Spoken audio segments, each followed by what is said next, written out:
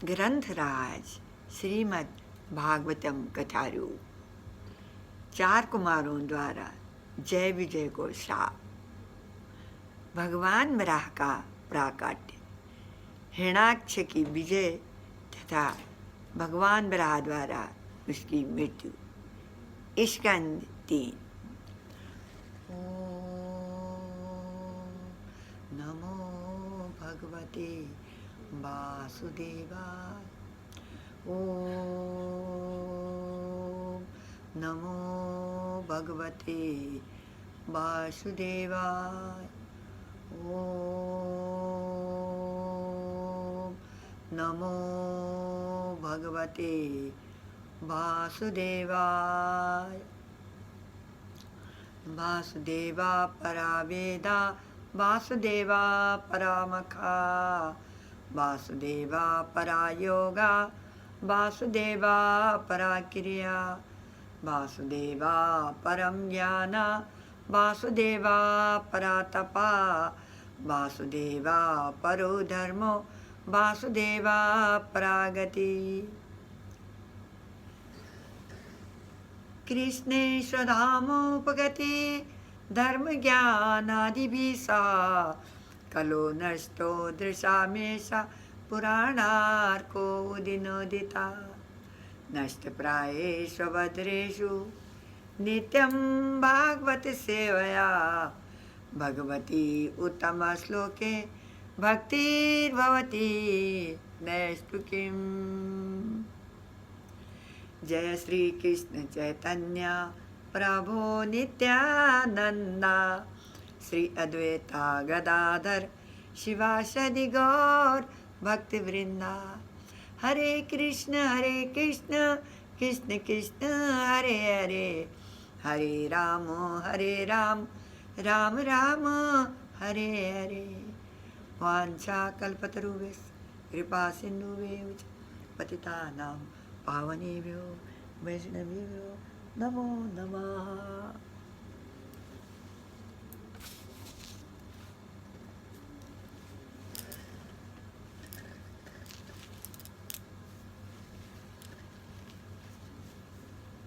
स्वयंभू मनु के कार्यकाल के दौरान हुए श्वेत वराह का वर्णन करने के पश्चात मैत्रेय ऋषि चाक्षुष मनवंतर के दौरान हुए रक्त वराह की कथा सुनाने लगे।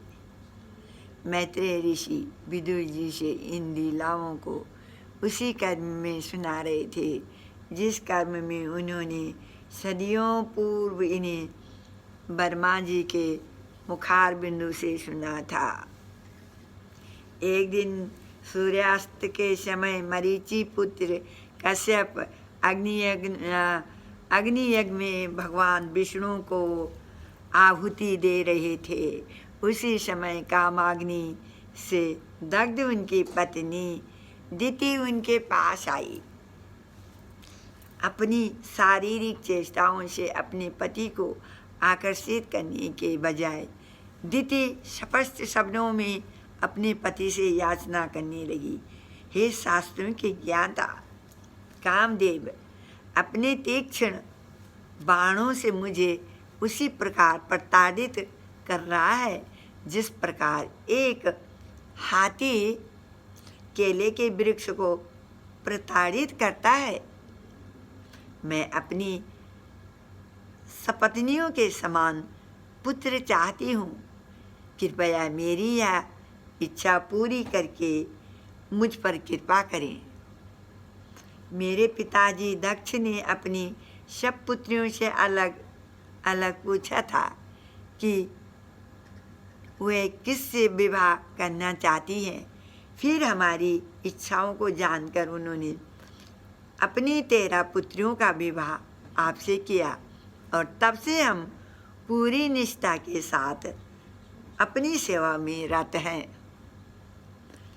हे पंकज नेत्र, जब कोई दुखी व्यक्ति किसी महान व्यक्ति की शरण लेता है तो उसकी याचना व्यर्थ नहीं जानी चाहिए। कश्यप मुनि चाहते तो बलपूर्वक अपनी पत्नी को मना कर सकते थे, परंतु क्योंकि उनका मन भी काम से प्रभावित था। उन्होंने अपनी दुर्बल हृदय और अति वाचाल पत्नी को शांत करने का प्रयास किया। कश्यप मुनि ने कहा, हे अधीराधि, शीघ्र मैं ही तुम्हारी इच्छा पूरी करूँगा। तुम्हारे जैसी शील पत्नी की सहायता से ही मुझ जैसा पुरुष भौतिक संसार रूपी सागर को पार कर सकता है। इतना ही नहीं, पत्नी को पुरुष की अर्धांगिनी माना जाता है। जिस प्रकार एक किले की मजबूत चारदीवारी से सुरक्षित सेनापति सहजता से घुसपैठियों को पराजित कर देता है, उसी प्रकार सुशीला पत्नी का आश्रय लेकर पुरुष अपनी इंद्रियों पर विजय प्राप्त कर सकता है। इसीलिए पुरुष कभी भी अपनी पत्नी द्वारा प्राप्त सेवाओं के ऋण से मुक्त नहीं हो सकता, चाहे वह पूरे जीवन भर अथवा मृत्यु के बाद भी प्रयास क्यों न करे। हे प्रिया, यद्यपि मैं सुपर्याप्त रूप से कभी तुम्हारा ऋण नहीं चुका सकता हूँ, मैं संतानोत्पत्ति हेतु तुम्हारी कामेच्छा को संतुष्ट करने का प्रयास करूँगा। बस मेरा यही निवेदन है कि तुम कुछ क्षण प्रतीक्षा करो, जिससे मैं निंदा का पात्र न बनूं। यह वर्तमान समय अत्यंत अशुभ है, क्योंकि इस समय भगवान शिव नंदी पर सवार होकर भूत प्रेत जैसे अपने भयानक गणों के साथ बाहर विचरण कर रहे हैं। इन भूत प्रेतों को स्थूल शरीर प्रदान करने के लिए वे उन्हें ऐसी स्त्रियों के गर्भ में स्थापित कर देते हैं जो इस वर्जित काल में रति क्रीड़ा में संलग्न होती है। शिवजी तुम्हारे जीजा हैं और अपने तीसरे नेत्र से वे तुम्हारे इस वर्जित कार्य को देख लेंगे।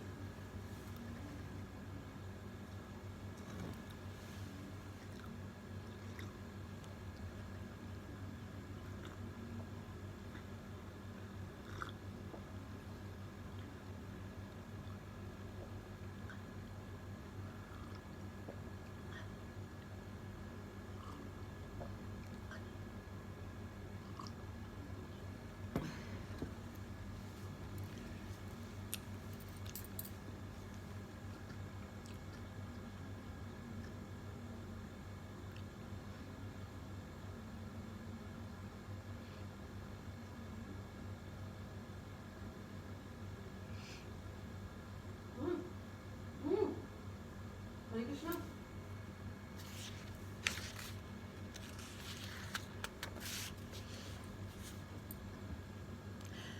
अपने पति से ऐसे सदोपदेश सुनकर भी दिति अप्रभावित बनी रही।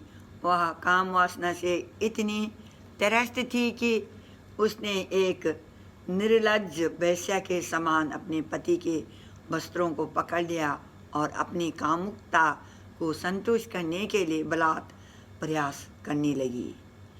सर्वशक्तिशाली नियति को प्रणाम करके कश्यप मुनि ने एकांत स्थान में दिति के साथ सहवास किया। इस वर्जित कार्य को करने के पश्चात कश्यप मुनि ने स्नान करके स्वयं को पवित्र किया और गायत्री मंत्र का मानसिक जप करते हुए परम सत्य के निराकार रूप पर ध्यान लगाने लगे। काम वासना की तृप्ति के बाद दिति को अपने कार्य पर पश्चाताप होने लगा।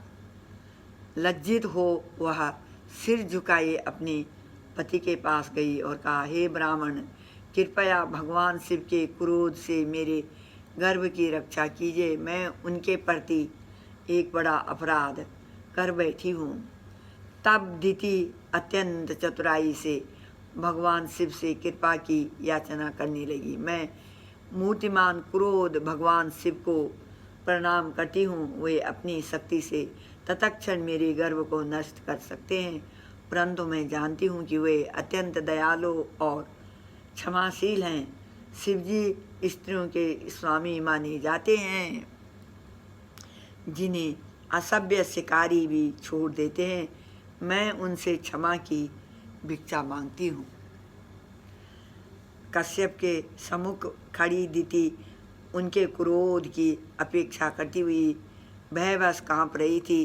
तब कश्यप मुनि ने कहा, दूषित मन, अनुचित काल, देवताओं की अपेक्षा तथा मेरी आज्ञा का उल्लंघन करने के कारण तुम्हारे गर्भ से 2 असुर पुत्रों का जन्म होगा, जो निष्पाप लोगों की हत्या, स्त्रियों का शोषण तथा ब्राह्मणों पर अत्याचार करके संपूर्ण जगत में तबाही मचाएंगे।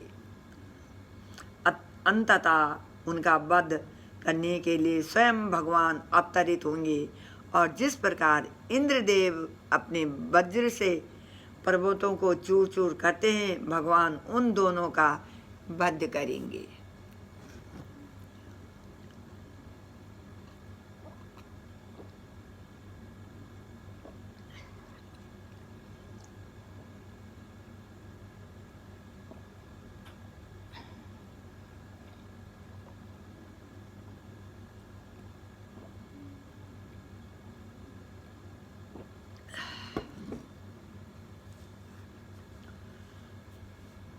दिति ने कहा, हे पतिदेव, मुझे यह सुनकर अत्यंत राहत मिली है कि मेरे पुत्रों का वध ब्राह्मणों के क्रोध से नहीं अपितु स्वयं भगवान के हाथों होगा। जो व्यक्ति ब्राह्मणों के प्रति अपराध करता है अथवा अकारण दूसरों को आतंकित कहता है, वह इतना निंदनीय है कि नरक में रहने वाले निकृष्ट जीव भी उस पर करुणा नहीं दिखाते। उस समय कश्यप ने दिति को बताया, तुम्हारे मन में भगवान के प्रति दृढ़ विश्वास एवं पश्चाताप की भावना है तथा मेरे एवं भगवान शिव के प्रति विशेष आदर है, इसलिए तुम्हारा एक पोता भगवान का महान भक्त होगा और उसका यश भगवान के ही समान सर्वत्र फैलेगा। भगवान के प्रति सुदृढ़ भक्ति के कारण संपूर्ण विश्व उसके आदर्श का अनुगमन करेगा। भगवान का महाभागवत भक्त होने के कारण तुम्हारा पौत्र सर्वत्र अंदर बाहर भगवान के दर्शन करेगा। समस्त सद्गुण उसके शरीर में निवास करेंगे और इस भौतिक जगत में बद्ध जीवों की पीड़ा को देखकर उसका हृदय सदैव सदैव करुणावश पीड़ित रहेगा।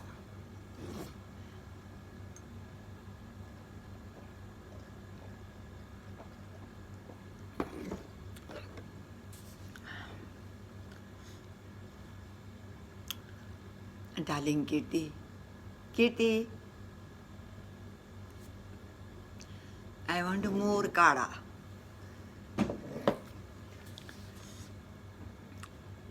प्रहलाद की महिमाओं को सुनकर दिति प्रसन्न हो गई, परंतु यह जानते हुए कि उसके पुत्र देवताओं के लिए उत्पात मचाएंगे, वह दुखी हो गई। उसने 100 वर्षों तक अपने पुत्रों को जन्म नहीं दिया और उन्हें अपने गर्भ के भीतर ही रखे रखा, परंतु गर्भ की शक्ति से संपूर्ण ब्रह्मांड में तराई तराई मच गई और सूर्य एवं चंद्रमा का प्रकाश भी धुंधलाने लगा। इस भयावह स्थिति को देखते हुए देवगण ब्रह्मा जी के पास पहुँचे और याचना करने लगे, हे देव, समस्त दिशाओं में व्यास इस अंधकार को देखें। हे जगत पालक, आप समस्त प्राणियों की इच्छाओं को जानते हैं।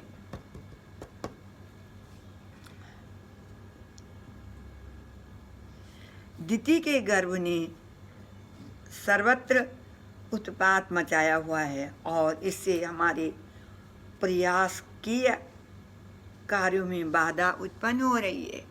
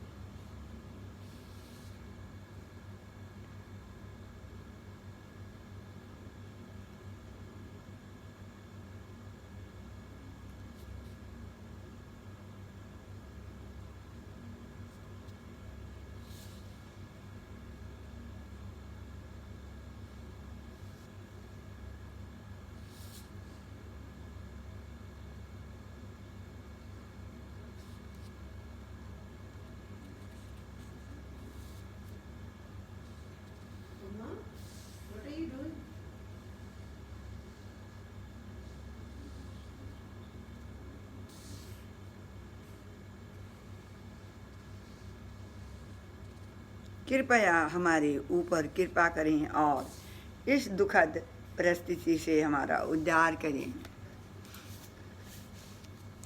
उत्तर में ब्रह्मा जी ने देवताओं को युगों पूर्व घटी एक घटना सुनाई। एक समय संपूर्ण भौतिक सृष्टि में भ्रमण करने के पश्चात चतुष्कुमार सनक, सनातन, सनंद और सनत कुमार ने असंख्य वैकुंठ लोगों से युक्त आध्यात्मिक आकाश में प्रवेश किया। क्योंकि वे समस्त भौतिक कल्मशा से मुक्त थे, उन्हें वहाँ प्रवेश करने में कोई कठिनाई नहीं हुई। भगवान के वैकुंठ लोगों में प्रत्येक व्यक्ति का रूप भगवान जैसा ही होता है और वे सब निरंतर भगवान की प्रेम पूर्वक सेवा में संलग्न रहते हैं। वहाँ कल्प वृक्षों से युक्त अनेक वन है और प्रत्येक ऋतु में वे फलों फूलों से लदे रहते हैं। अपनी प्रेयसियों संगिनियों के साथ निजी वायुयानों में भ्रमण करते हुए वैकुंठ निवासी निरंतर भगवान की गुण लीलाओं का कीर्तन करते रहते हैं। यद्यपि वायुमान में बैठी उनकी प्रेयसियों के भारी नितंब तथा चेहरों की मोहक मुस्कान कामदेव को प्रलोभित करने की क्षमता रखते हैं, फिर भी वे अपने पतियों के चित्त में काम वासना जागृत नहीं कर पाती। इसका अर्थ यह है कि वैकुंठ में स्त्री पुरुष एक दूसरे के संग में सुख अनुभव तो करते हैं, परंतु चूंकि वे सदैव कृष्ण भक्ति में तल्लीन रहते हैं, वे संभोग अथवा शारीरिक संबंधों में रत नहीं होते।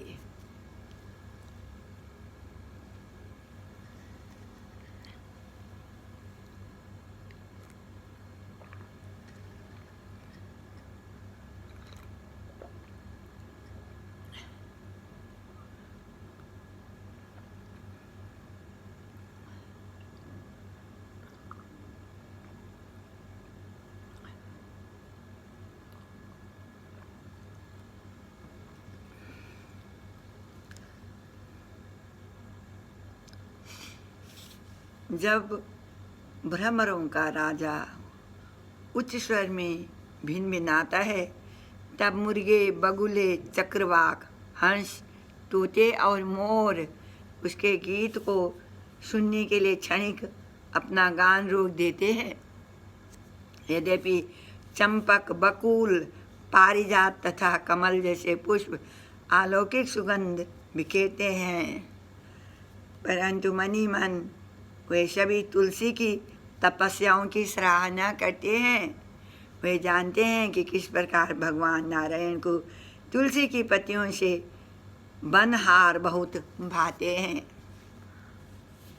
वैकुंठ की स्त्रियां स्वयं लक्ष्मी जी के समान सुंदर हैं और यद्यपि वैकुंठ में धूल नहीं है, फिर भी वे स्त्रियां भगवान नारायण की कृपा प्राप्त करने के लिए रत्न जड़ित दीवारों को पूंछती रहती है। वैकुंठ के बाहर पहुँचे 4 कुमारों को अभूतपूर्वक दिव्य सुख की अनुभूति होने लगी। तब सरलता से 6 द्वारों को पार करके वे चारों 7वें और अंतिम द्वार पर पहुँचे।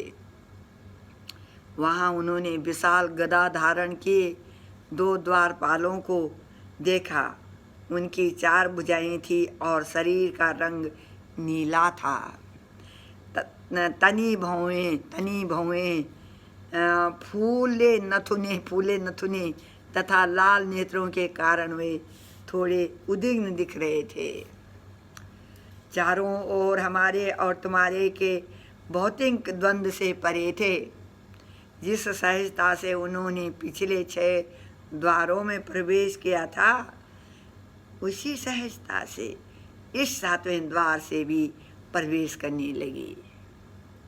ये चारों ब्रह्मा जी के सर्वप्रथम पुत्र थे, जो सर्वदा 5 बरस के छोटे बालक दिखते थे और आवरण के नाम पर चारों दिशाएं ही इनके एकमात्र वस्त्र थे। परंतु बैकुंठ के उन दो द्वारपालों ने अपने डंडे की सहायता से इन चारों को का मार्ग रोक दिया।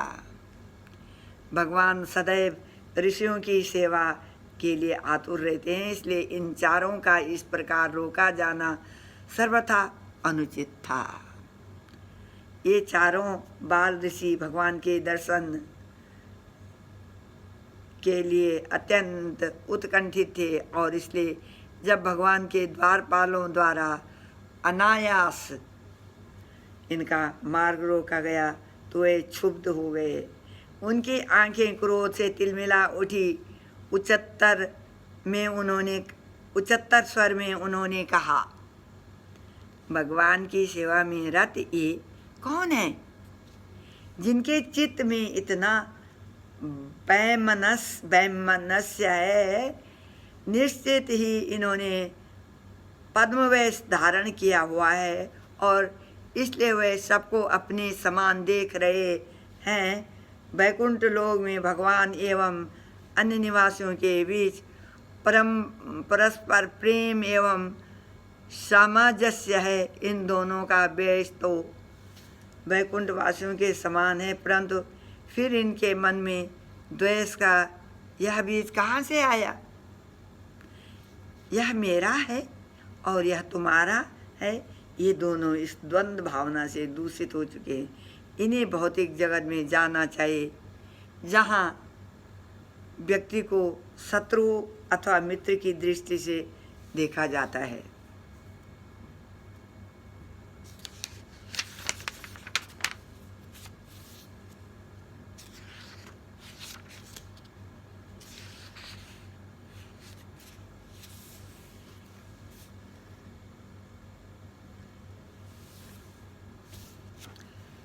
हरे कृष्णा। आगे का मैं कल पढ़ूंगी। ये पूरा अभी इसी के साथ में